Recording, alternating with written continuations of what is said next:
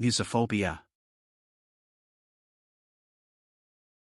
I went to the old Eloise Asylum at 12:30 a.m. on Saturday, July 12th to explore it, since I was told it is haunted.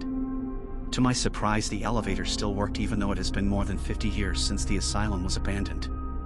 I felt the elevator move and then stop. The door didn't open. I pressed the button again. It still didn't open. I tried jumping up and down, a technique I knew since I lived in an old building as well, tried calling for help and tried to push open the door to no avail. After many unsuccessful attempts, I tried to call someone, but there was no range.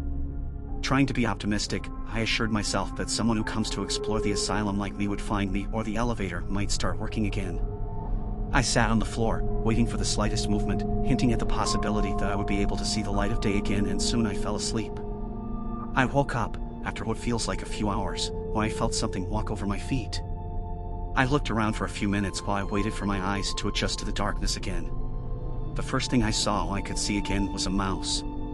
Instantly I felt my stomach churn. My heartbeat quickened and my throat felt dry. I couldn't breathe. It's just a mouse, I thought to myself. It can't harm you. I tried extremely hard to calm myself down, and it worked to a certain degree. The mouse was a little further away from me, but I could still see it.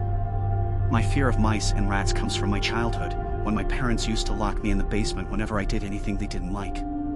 One day, when my parents forgot to let me out for the night, a mouse bit me. I had to go to the hospital the next day, and I found out that my foot was infected.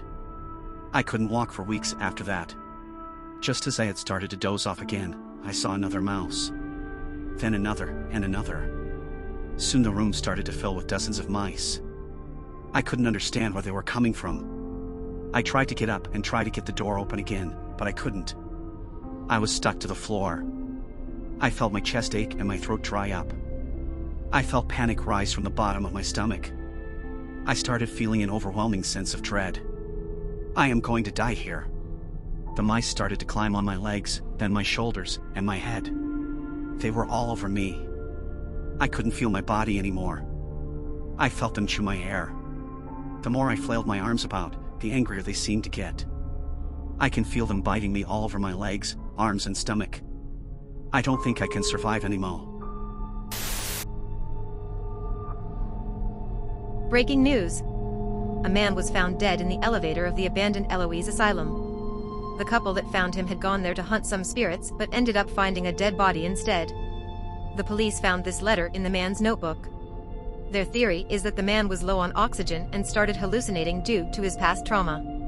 Since then, the case has been closed and this letter is open for the public to speculate whether it was just a hallucination or something more. This is Jenny MacArthur. Thank you for listening to Fox News.